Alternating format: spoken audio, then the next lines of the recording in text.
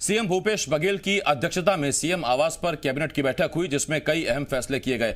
ITI के छात्रों के प्रायोगिक परीक्षण देने के लिए औद्योगिक प्रशिक्षण संस्थाओं को खोलने का फैसला किया गया है। गोधन न्याय योजना के तहत संचालित संस्थाओं और गौठानों की उत्पादित जैविक खाद अन्य विभाग भी सीधे खरीद सकेंगे। जैविक खाद की दर का निर्धारण समय समय पर कृषि विभाग करेगा। दुर्ग के पाटन में लघु वनोपज की केंद्रीय प्रसंस्करण इकाई की स्थापना के प्रस्ताव पर भी मुहर लगी है।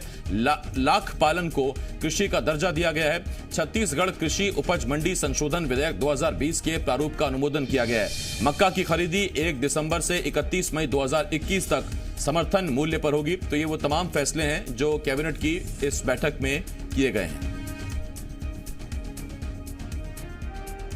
हमारे जो कृषि के क्षेत्र में कृषि कार्य करने वाले किसान हैं, जिस तरीके से उनको केसीसी से लोन दिया जाता है, जिस तरीके से उनको अल्पकालीन ऋण 0% ब्याज में उपलब्ध कराया जाता है, वैसे ही छत्तीसगढ़ के लाख उत्पादन को बढ़ावा देने के लिए लाख से जुड़े हुए किसानों को 0% पे अल्पकालीन ऋण भी दिया जाएगा। उसके लिए आवश्यक ब्याज अनुदान भी दिया जाएगा और उन किसानों के लिए केसीसी भी उपलब्ध कराया जाएगा।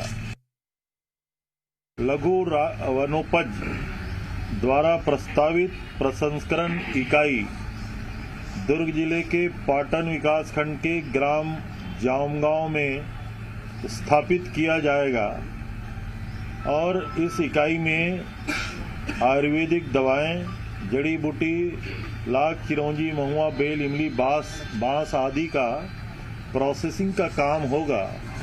सरकार के द्वारा राज्य लघु वनोपज के द्वारा भी किया जाएगा। हम गौठानों में गोबर की खरीदी करते हैं 2 रुपया किलो में और जैविक खाद का निर्माण करते हैं, वर्मी कंपोस्ट। उसको विक्रय करने की नीति बनाई गई। भंडार क्रय नियम या अन्य नियमों से इसको मुक्त किया गया।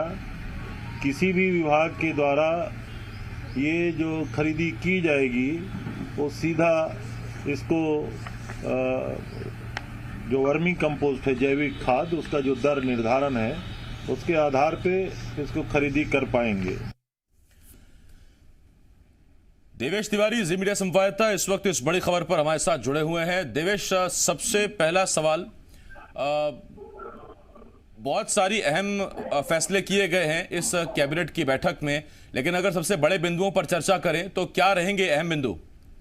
देखिए, सबसे अहम बिंदु लघु वनोपज का प्रसंस्करण केंद्र, क्योंकि छत्तीसगढ़ 44% डेथ फॉरेस्ट से घिरा हुआ इलाका, बहुत अलग अलग तरह के औषधि पौधे यहाँ पर पाए जाते हैं, लेकिन अब तक छत्तीसगढ़ में कोई प्रसंस्करण केंद्र नहीं था जिसके जरिए ये माना जाए कि यहाँ पर औषधि पौधों को प्रिजर्व किया जा सकता है, उनसे दवाइयां बनाई जा सकती है। लेकिन अब जो है पाटन विकासखंड, जो कि मुख्यमंत्री का विधानसभा क्षेत्र है, वहाँ के जामगांव में लघु वनोपज की केंद्रीय प्रसंस्करण इकाई की स्थापना का अनुमोदन किया गया है।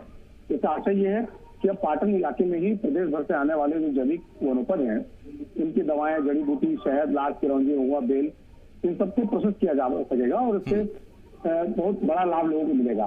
प्रदेश में इस समय लाख का उत्पादन जो है वो बहुत तेजी के साथ फैल रहा है, तो लाख को भी एग्रीकल्चर का दर्जा दिया गया और इससे क्या होगा कि अलग अलग जो किसान हैं उनको कृषि के लिए लोन मिलने में आसानी होगी, क्योंकि अब तक लाख को एग्रीकल्चर नहीं माना जाता था, लेकिन अब कैबिनेट में डिसीजन आने के बाद लाख को भी एग्रीकल्चर का दर्जा दे दिया गया है। इसके अलावा कई अहम फैसले हैं, जैसे बिलासपुर रायपुर नगर निगम में गोल बाजार जो है, इसमें जो भूमि आवंटित की गई थी उसके दर को फिर से निर्धारित किया जाएगा। उसके लिए मुख्यमंत्री की अध्यक्षता में कमेटी बनाई गई है।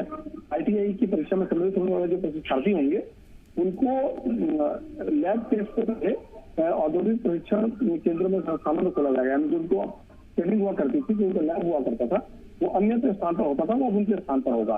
गोधन न्याय योजना के तहत जो जैविक खाद है उसको खरीदी करने के लिए एक पॉलिसी डिसाइड की गई है, जिसके जरिए जो जैविक खाद है उसे खरीदने के लिए जो विभाग है उनको निविदा की जो बाध्यता होती थी, उस बाध्यता को खत्म कर दिया गया है।